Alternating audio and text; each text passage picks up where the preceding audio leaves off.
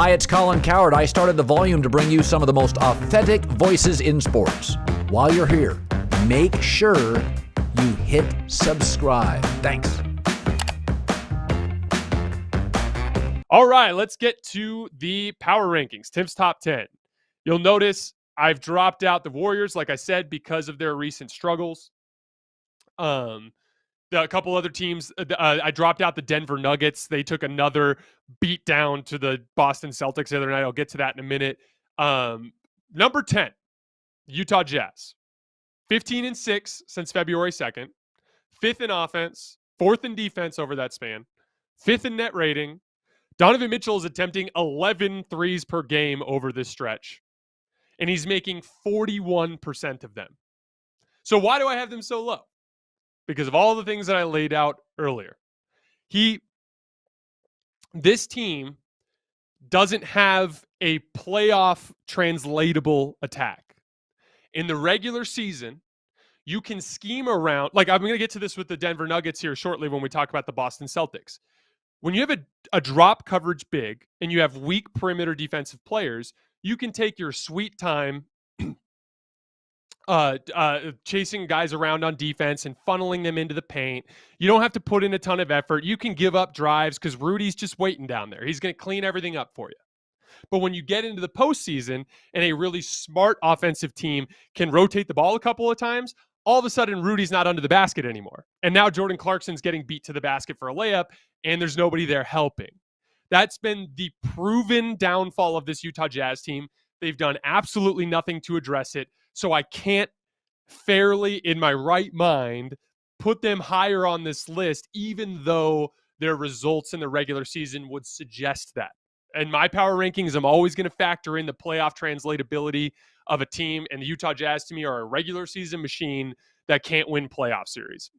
Number 9, the Dallas Mavericks. Like I laid out earlier, their defense is slipping. In their last 6 games coming into tonight, they had a 115.5 defensive rating, which is a huge drop-off from where they were in their previous stretch of games. A lot of this has to do with them just getting back from a super long road trip. Road trips wear teams out. And then everything like I just said before, with them on the defensive end of the floor, they have to make up for their lack of personnel with effort. And effort is a lot harder to maintain over the course of an 82-game season. The Mavs are in a little bit of a dip right now. I'm a little worried about Luka's health, but I still think they are in that second tier of contenders. They have a legitimate puncher's chance to win the title. Number 8, the Philadelphia 76ers. So they actually got a big win tonight without Joel Embiid or James Harden against the Miami Heat. But I don't know what to make of that. How do I factor in the fake version of the Sixers that doesn't even resemble what they're going to look like and apply that to projecting them forward, in the postseason? Great win. Proud of those guys for fighting without their stars. Just hard to really translate anything about that. With James Harden and Joel Embiid, they've been struggling lately. They lost to the Raptors. They lost to the Denver Nuggets. They lost to the Nets, all at home in this recent stretch. Their defense is bad coming into tonight. In this last stretch of games, they've got a defensive rating of 114.3, which is nowhere near good enough given the personnel they have.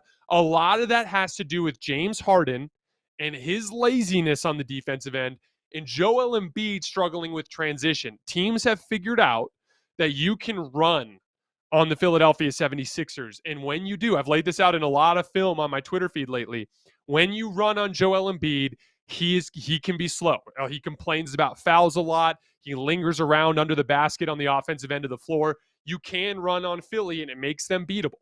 They are not playing anywhere near as well as they should be with the amount of talent they have. So right now I've got them at number 8, even though they're definitely not the 8th most talented team in the league. Number 7, I've got the Toronto Raptors. Recently, they just beat the 76ers, the Clippers, the Nuggets, the Suns, and the Bulls all on the road. Nick Nurse obviously is a great coach, but the combination of Nick Nurse with Masai Ujiri and his talent for finding really athletic young talent has turned this team into a royal pain in the ass to play on a night in, night out basis. They make everything difficult on both ends of the floor. They shoot over the top of you on offense. They go through you on offense. And then on the defensive end of the floor, they'll pick you up full court. They'll challenge every swing pass. They'll try to front every post up. They overhelp on every single drive. They make you beat them by being extraordinarily fundamentally sound. And if you start to force things against them, it only gets worse. They're a huge pain in the butt. Scotty Barnes and Pascal Siakam coming into tonight in this recent stretch of games were averaging 45 points per game on 50% shooting. They've been doing all this with Fred VanVleet being pretty banged up and with OG Anunoby out with a broken finger. I don't think this team has any chance to win the title. I would not put them in a tier of contenders, but they're a royal pain in the ass, and the team that knocks them out of the playoffs is going to come out of that banged up and worn out and exhausted. Credit to the Raptors. Number 6, the Miami Heat, who lost again tonight to the Philadelphia 76ers without James Harden and Embiid. They just recently lost to the Minnesota Timberwolves and the Phoenix Suns as well. They're beating their bad teams right now. A huge part of it has to do with health. Jimmy Butler is basically playing every other game now. I don't know what his deal is. I feel like that dude is just never available to play in games. Not sure what the deal is. Since the last time we did power rankings, which I believe was on March 8th, they are 25th in offense, which was the huge thing that I was laying out to you guys at that point. And the reason why I was pessimistic about this team, when you play that many non-shooters, PJ Tucker, not a great shooter, a guy that teams are going to ignore. Jimmy Butler, not a great shooter, guy that teams are going to ignore. Bam Adebayo, everyone tells me he's a good mid-range shooter, but he can't make them, and he's shooting terrible percentages there this year, and teams aren't guarding him out there. So it's janking up everything for their offense. That's going to be their downfall in a playoff series. They have an outside chance of making a run, obviously, if things go great and Jimmy Butler gets healthy and goes on a great playoff run. But I think this team is going to be knocked out when they can't score against one of the best teams in the league. Number 4, the Memphis Grizzlies. Excuse me, I skipped one. Number 5, the Milwaukee Bucks. So I told you in the last rankings that my main concern with the Milwaukee Bucks was that they don't defend like a team that can win a championship. We have all this history, all of this data in NBA history that tells us that if you don't have a top 10 defense, you are going to lose. That's just, unless you have an overwhelming talent advantage, with the Bucks definitely don't have. Well, I kept saying, eventually they're going to have to show us something. Eventually they're going to have to put together some stretch of good defensive basketball. Well, since our last rankings, they have a defensive rating of 117.4. So they've made negative progress on that front. They're losing to the good teams they play. They lost to the Warriors and the Minnesota Timberwolves, although Giannis didn't play in that game. This season, they are 17-19 against teams that are 500 or above. Everything would tell you this is a bona fide championship contender when you look at the roster and the pieces and what we just saw last year. But everything in the results and what's actually happening on the court tells us this is a team that loses in the first or second round. So what's going to happen? I'm not sure. I got them at number 5 right now. Number 4, the Memphis Grizzlies. So they're in a weak part of their schedule right now. They had a bad loss in Atlanta the other day, but they're taking care of business everywhere else. This season, they are 14-2 without Ja Morant. So Stan Van Gundy, obviously former coach of the Orlando Magic and the New Orleans Pelicans, tweeted out earlier today basically talking about how the Grizzlies play better without Ja. So I dug into that a little bit.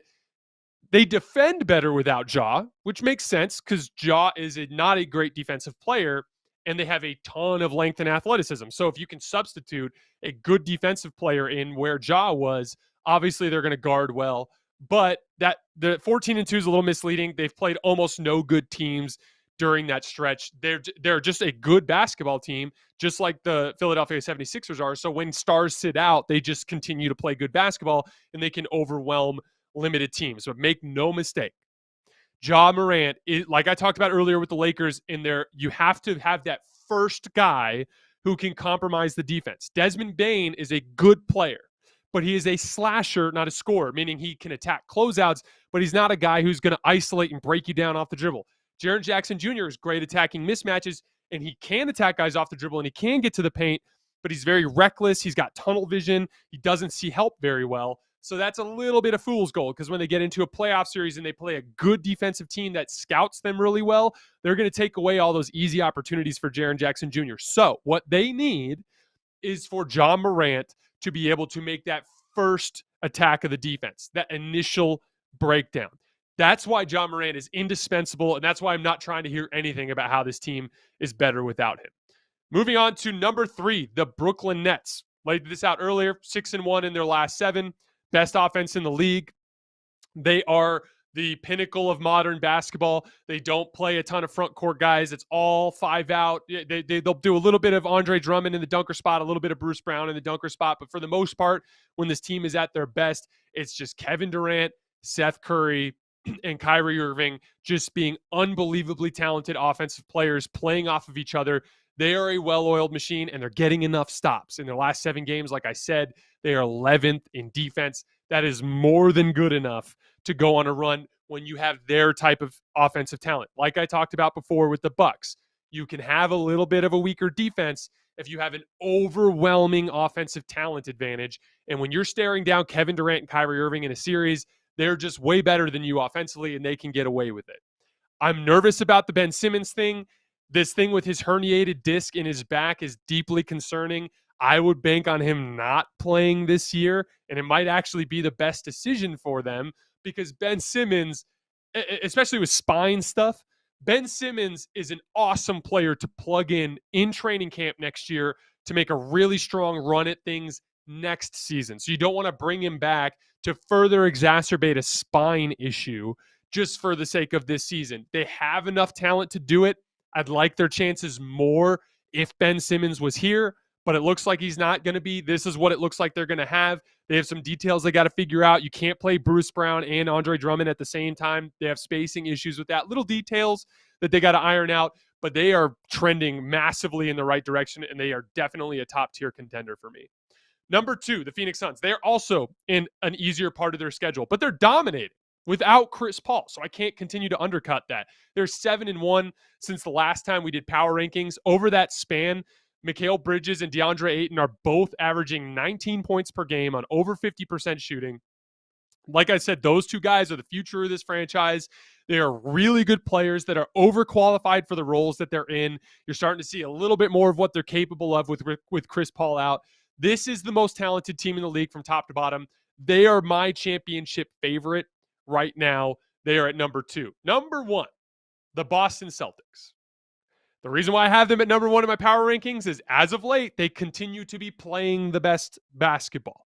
I definitely think they're a top-tier contender. I just don't think they're quite as talented as the Phoenix Suns. Since the last time we did these rankings, which was when I laid out just how great the Celtics have been in recent stretches, just since then to today, they have the best net rating in the league. They have the best defense in the league. They're 6th in offense, just in that span. So they've only continued to play better. I mentioned earlier that Jayson Tatum wasn't even shooting well, and they were winning games. Jaylen Brown wasn't even shooting well, and they were winning games. Well, since our last rankings, Jayson Tatum's shooting 48% from 3. So there you go. Now Jayson Tatum's making shots. Wait till Jaylen Brown does. It's going to get even nastier. I was really impressed with the way they utterly demolished the Denver Nuggets in Denver the other night. This is a great example of what I was talking about with drop coverage with bigs. Nikola Jokic has turned himself into a good drop coverage big in the NBA, which has made him a positive defender in the regular season. But it only works because on the vast majority of nights, you're not playing a player the caliber of Jayson Tatum that can consistently make you pay for running a drop coverage.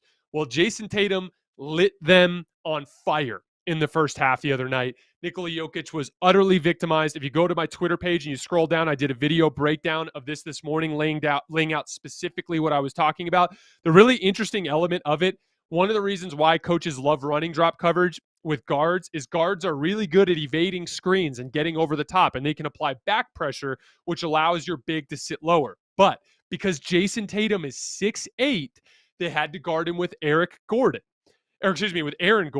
And one of the things that we know about basketball is that bigger players are much easier to screen. They struggle getting around screens. Well, Aaron Gordon was getting caught on screens all night long, and it was Nikola Jokic camping at 15 feet and Jayson Tatum shooting practice jump shots over the top. They absolutely demolished the Denver Nuggets. It was a super impressive win. I don't think they have enough offense to be my favorite, but they're absolutely in my top tier of contenders, and they are number 1 in Timpf's top 10 for the second edition in a row.